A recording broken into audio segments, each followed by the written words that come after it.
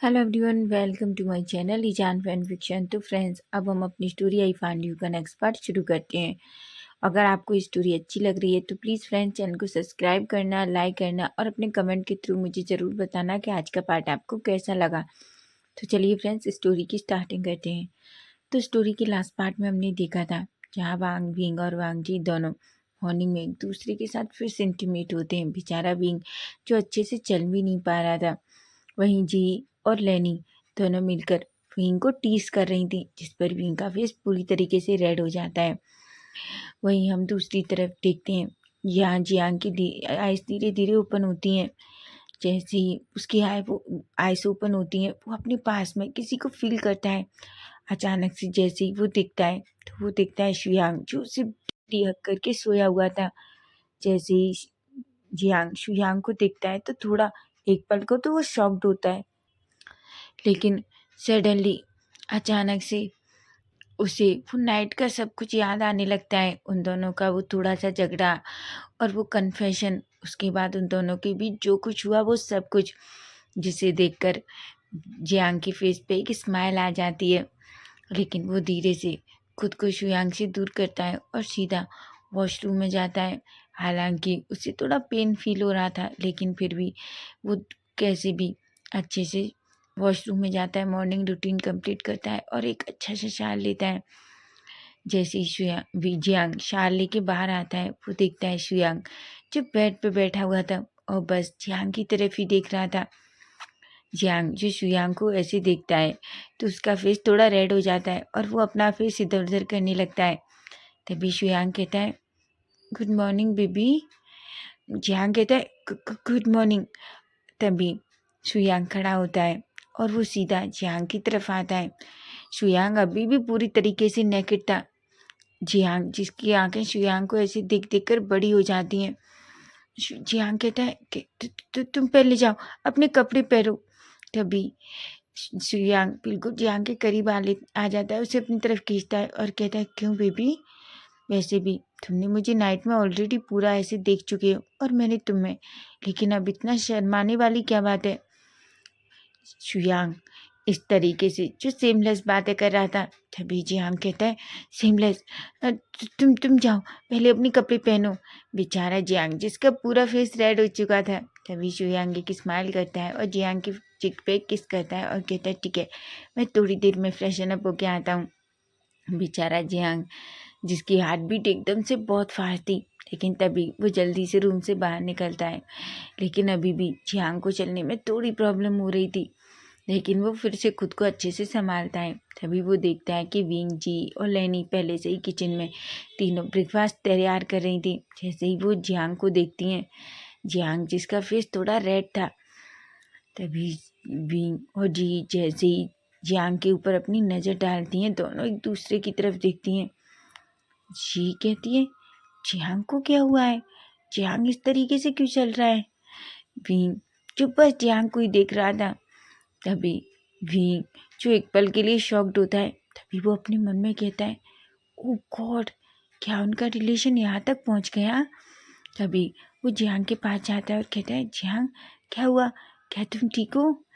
Jiang थोड़ा गुस्सा होने का नाटक करता है और कहता है, विंग तुम मेरे साथ ऐसा कैसे कर सकते हो। विंग कहता है, पर मैंने क्या किया है। जियांग कहता है, अच्छा तुमने सच में नहीं किया, तुमने जानबूझकर मुझे उस रूम में उस इडियट के साथ बंद कर दिया।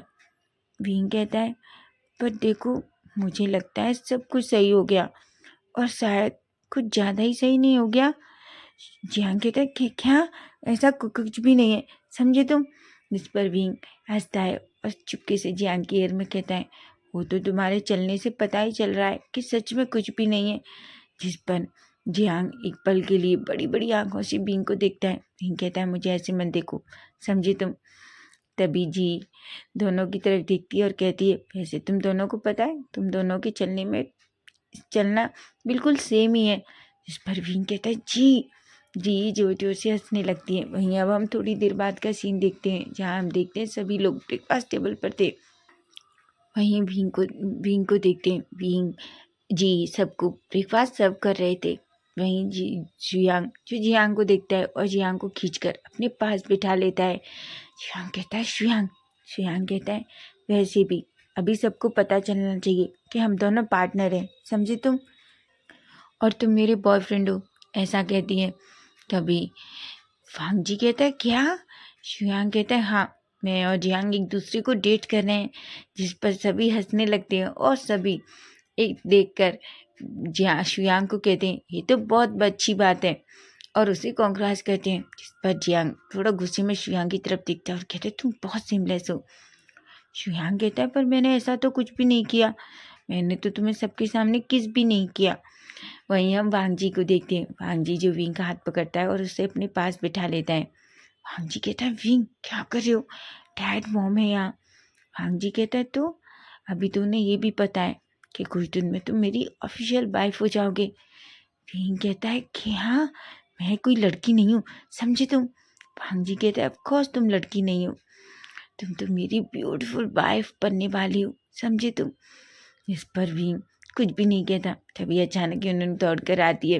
जैसे यूनून दौड़ कर आती है वो सबको देखती है और वो अचानक से आकर सीधा लैनी की गोद में बैठ जाती है। लैनी कहती है प्रिंसेस क्या हुआ, आपको स्कूल नहीं जाना?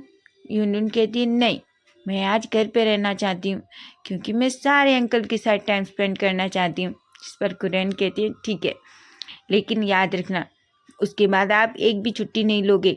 जिस पर यूनून कहती है प्रॉमिस दादाजी, उसके बाद मैं एक भी छुट्टी नहीं लूँगी। तभी शियांग कहता है ठीक है यूनून, क्यों ना हम आज सब शॉपिंग करने चलें। जिस पर यूनून कहती है पर मैं आप सबके साथ पिकनिक जाना चाहती हूँ। शियांग कहता है क्या? यूनून कहती है हाँ, मैंने डिसाइड किया है कि आज हम सब पिकनिक जा रहे हैं। कुरैन कहता है पर यूनून दादाजी नहीं जा सकते, दादाजी को बहुत काम है। यूनून कहती है नहीं, मैं चाहती हूँ कि दादा दादी भी हमारे साथ जाएं। तभी लैनी कहती है यूनून हम मुझे और आपके दादाजी को बाहर किसी अर्जेंट काम से जाना है, लेकिन आप सभी पिकनिक जा सकते हैं, ठीक है। जिस पर यूनून एक पाउटी सा लिप्स बनाती है। तभी वांग जी कहता है ठीक है, नेक्स्ट टाइम हम दादा दादी को पक्का साथ में लेकर जाएंगे। जिस पर यूनून कहती है प्रॉमिस। तभी कुरैन कहते हैं प्रॉमिस। जिस पर यूनून खुश हो जाती है और फाइनली सभी अच्छे से ब्रेकफास्ट करने लगते हैं। वहीं हम थोड़ी देर बाद का सीन देखते हैं जहां हम देखते हैं सभी लोगों ने पिकनिक की तैयारी कर रखी थी। सभी लोग सामान पैक करते हैं और कार में रखते हैं। सभी लोग 2 कारों में अंदर बैठ जाते हैं। वहीं लैन कुरैन और लैनी किसी अर्जेंट काम से दोनों बाहर चले जाते हैं। अब हम सीधा थोड़ी देर बाद का सीन देखते हैं जहां हम देखते हैं कि एक बड़े से पार्क में सभी लोग बैठे हुए थे। सभी आपस में बातें कर रहे थे, एंजॉय कर रहे थे। वहीं चैंग और जी दोनों एक दूसरे से किसी बात को लेकर आर्ग्यू कर रहे थे। वहीं हम विंग को देखते हैं। विंग चुस अचानक उसकी नज़र किसी पर पड़ती है जिसे देखकर वो शॉक्ड हो जाता है। तभी वो वांग जी से कहता है वांग जी तुम्हें नहीं लगता जैसे वो लिली हो? वांग जी कहता है क्या? विंग कहता है वो देखो, सामने देखो, तुम्हें नहीं लगता वो लिली है? तभी वांग जी कहता है ऑफ कोर्स वो लिली है। तभी हम डैरन को देखते हैं। जैसे ही डैरन विंग और वांग जी की नज़रों का पीछा करता है वो सामने लिली को देखता है। लिली जो किसी बेबी के साथ थी, जिसे देखकर डैरन एकदम शॉक्ड हो जाता है। डैरन को अपने हार्ट में एक पेन सा फील होता है क्योंकि वो लिली से सच में बहुत प्यार करता था। लेकिन जब से ये कुछ हुआ है, हालांकि उसने हमेशा लिली के बारे में पता लगा के रखा है कि लिली कब क्या करती है, लेकिन वो इस बात से शौक था कि आखिर लिली के साथ ये बच्चा कैसे हो सकता है। वांग जी जो डैरन की तरफ देखता है, डैरन जो अपना फेस नीचे कर लेता है, हालांकि उसके फेस पे जो सैडनेस थी वो साफ देखी जा सकती थी। तभी वांग जी कहता है डैरन तुम्हें उससे बात करनी चाहिए। डैरन कहता है क्या? वांग जी कहता है ऑफ कोर्स डैरन, तुम्हें उससे बात करनी चाहिए। अब सारी मिसअंडरस्टैंडिंग क्लियर हो चुकी हैं, तो तुम्हें नहीं लगता कि तुम्हें जाकर लिली से बात करनी चाहिए? डैरन कहता है तुम पागल हो गए हो, तुम जानते हो उसका एक बेबी है और तुम्हें लगता है इस टाइम मुझे उससे बात करनी चाहिए? तभी विंग खड़ा होता है और कहता है ठीक है मैं थोड़ी देर में आता हूँ। वांग जी कहता है बेबी तुम कहाँ जा रहे हो? विंग कहता है बस थोड़ी देर, मैं भी आता हूँ, ऐसा कहता है और वहाँ से चला जाता है। वो सीधा उसी टाइम उसी जगह जाता है जहाँ उसने लिली को देखा था। वहीं हम देखते हैं विंग जो लिली के सामने जाकर खड़ा हो जाता है। लिली जैसे ही ऊपर देखती है वो अचानक से विंग को देखती है। विंग कहता है, क्या तुमने मुझे पहचाना? लिली कहती है, विंग? अचानक से विंग को देखकर लिली के फेस पे बड़ी सी स्माइल आ जाती है। तभी विंग कहता है, ऑफ कोर्स मैं हूँ। ऐसे लिली कैसी हो तुम? लिली कहती है, मैं बिल्कुल ठीक हूँ। तभी विंग कहता है, क्या मैं तुम्हारे पास थोड़ी देर बैठ सकता हूँ? लिली कहती है, ऑफ कोर्स। ऐसा कहता है। वहीं विंग जो लिली के पास बैठ जाता है। तभी अचानक विंग उस बेबी की तरफ देखता है। वो उस बेबी को देखता है और कहता है, सच में तुम्हारा बेबी बहुत क्यूट है। लिली कहती है, क्या? विंग कहता है, तुम्हारा बेबी बहुत क्यूट है। लिली कहती है, नहीं नहीं विंग, ये मेरा बेबी नहीं है, एक्चुअली ये मेरा नेफ्यू है। तभी विंग कहता है, ओ तो ये तुम्हारा नेफ्यू है। लिली कहती है, हाँ एक्चुअली वो घर पे बहुत बोर हो रहा था तो उसने मुझसे जिद की कि वो पार्क जाना चाहता है, इसलिए एक्चुअली मैं बस उसे यहाँ घुमाने लेकर आई हूँ। जिस पर विंग कहता है, वो मुझे लगा कि ये तुम्हारा बेबी है। लिली कहती है, नहीं नहीं ये मेरा बेबी नहीं है। विंग कहता है, वैसे तुमने शादी कर ली? जिस पर ये सुनते ही लिली अचानक से अपना फेस नीचे कर लेती है और वो कहती है, विंग तुम ये सब क्यों पूछ रहे हो? विंग कहता है, बस ऐसे ही, मैं तो बस। तभी लिली कहती है, वो सब छोड़ो विंग, वैसे तुम इतने सालों बाद यहाँ चाइना में? विंग कहता है, ऑफ कोर्स, एक्चुअली मैं कुछ दिन पहले ही वापस आया हूँ। ये सुनकर लिली कहती है, ये तो बहुत अच्छी बात है। वैसे विंग जो कुछ तुमने देखा उस दिन वो सच नहीं था। मैंने कभी भी वांगजी को किस नहीं किया था। तुम जानते हो वांगजी ने मुझे पहले ही कह दिया था कि वो किसी से बहुत प्यार करता है। हालांकि उसने मुझे ये नहीं बताया था कि वो तुमसे बहुत प्यार करता है। बस हमने इस तरीके से प्रिटेंड किया था कि हम किस कर रहे हैं। पर तुम जानते हो विंग, उसके बाद सब कुछ बदल गया। तभी विंग कहता है, मुझे पता है लिली, शायद मेरी भी गलती है, मुझे इस बारे में वांगजी से बात करनी चाहिए थी। तभी लिली एक स्माइल करती है और कहती, खैर कोई बात नहीं, वो सब तो पास्ट की बातें हैं, पर मैं सच में तुम्हें यहाँ देखकर बहुत खुश हूँ। तभी विंग कहता है, लिली क्या तुम किसी के साथ रिलेशन में हो? लिली कहती है, मुझे नहीं पता, उन 5 सालों के बाद मैंने कभी किसी के बारे में नहीं सोचा। मुझे डर लगता है विंग, मैं अपनी लाइफ में आगे बढ़ नहीं पाई। और सच बताऊं तो मुझे अब इस प्यार जैसी चीज़ पर बिल्कुल ट्रस्ट नहीं है। जब एक इंसान दूसरे इंसान के ऊपर ट्रस्ट ही नहीं करता तो प्यार प्यार क्या होता है विंग? विंग जो लिली की बात सुनता है तो उसे थोड़ा सैड फील होता है। तभी विंग कहता है, लेकिन लिली मुझे भी तो गलती हुई थी, तो उसी तरह डेरिन को भी लगा था, उसकी भी गलती नहीं है। लिली कहती है, लेकिन तुम जानते हो विंग, उसने कभी आकर मुझसे बात करने की कोशिश नहीं की। उसने कभी भी मुझसे इन चीज़ों के बारे में एक बार पूछना तक ज़रूरी नहीं समझा। काश वो पूछ लेता तो मैं उसे सारा सच बता देती कि वो जो सोच समझ रहा था वैसा कुछ भी नहीं है। तुम जानते हो मैंने उससे कितनी बार बात करने की कोशिश की, लेकिन लेकिन उसने बात करना तो छोड़ो, मुझे पलट कर देखा भी नहीं। विंग जो ये सब कह रहा था तभी हम देखते हैं अचानक से सामने से एक आवाज़ आती है। वो पर्सन कहता है, लिली। लिली जैसे ही सामने की तरफ देखती है वो शॉक हो जाती है। वो कहती है, टैरन। विंग जो टैरन की तरफ देखता है और अचानक से लिली के पास से खड़ा होता है। वो टैरन के पास आता है और कहता है, टैरन ये सही टाइम है, तुम्हें लिली से बात करनी चाहिए, ऐसा कहता है और उसके शोल्डर पर हाथ रखकर एक स्माइल कर कर वहाँ से चला जाता है। वहीं हम लिली को देखते हैं। लिली जो टैरन की तरफ देखती है और अब उस बेबी को पकड़ कर वहाँ से जाने लगती है कि अचानक से टैरन लिली का हाथ पकड़ लेता है और कहता है, lily I am sorry. Lily कहती है, किस लिए टैरन? तुमने गलती नहीं की थी, सारी गलती मेरी थी। टैरन कहना है, ऐसा नहीं है लिली, मैं बस बहुत गुस्सा था उस टाइम, मुझे ऐसा लगा था। लिली कहती है, सीरियसली क्या तुम्हें अपनी फ्रेंड पर बिल्कुल भी ट्रस्ट नहीं था, जबकि तुम अच्छे से जानते थे कि टैरन भांग जी कभी मेरे साथ ऐसा नहीं करेगा। उसने कभी भी मेरे साथ कभी फ्लर्ट करने की कोशिश नहीं की, जबकि वो कॉलेज की पूरी लड़कियों के साथ फ्लर्ट करता था, क्योंकि वो जानता था कि तुम मुझसे प्यार करते हो। तुम अपनी फ्रेंड पर इतना भी ट्रस्ट नहीं करते थे। डैरेन अपना फेस नीचे करता है। तभी वो कहता है, ऐसा नहीं है लिली, मैं तुम पर या वांग जी सब पर ट्रस्ट करता था, लेकिन उस टाइम मैं बहुत गुस्सा हो गया क्योंकि चीज़ें इस तरीके से बदली, मुझे समझ भी नहीं आया। लिली कहती है, रियली? तुम्हें पता है मैं तुमसे बात करने की कितनी कोशिश की, लेकिन तुमने हर बार मुझे इस तरीके से रिफ्यूज़ किया जैसे मैं तुम्हारे लिए कभी कुछ थी ही नहीं। डैरेन, तुम जानते हो तुम मेरा पहला प्यार थे। और शायद, ऐसा कहती है और अपना फेस नीचे कर लेती है। तभी डैरेन अचानक से लिली को अपनी तरफ खींचता है और कहता है, लिली प्लीज़ मुझे माफ़ कर दो, मैं तुमसे बहुत प्यार करता हूँ, मैं तुम्हारे बिना नहीं रह सकता, तुम जानती हो। तभी लिली जो बस डैरेन के फेस की तरफ ही देख रही थी। डैरेन कहता है, मुझे पता है लिली, तुम मुझ पर ट्रस्ट नहीं करोगी, लेकिन ये सच है, मैं तुमसे बहुत प्यार करता हूँ, मैं तुम्हारे बिना नहीं रह सकता।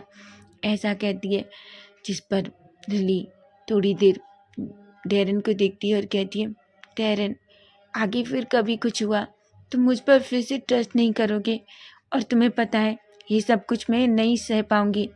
तभी डैरेन खींच कर लिली को हक कर लेता है और कहता है, मैं तुमसे वादा करता हूँ मैं कभी भी ऐसा कुछ भी नहीं करूँगा जिससे तुम हर्ट हो, मैं तुमसे प्रॉमिस करता हूँ। ऐसा कहता है। लिली भी डैरेन को रिटर्न हक कर लेती है और कहती है, मैं भी तुमसे बहुत प्यार करती हूँ। ऐसा कहती है, जिस पर डैरेन के फेस पे एक स्माइल आ जाती है।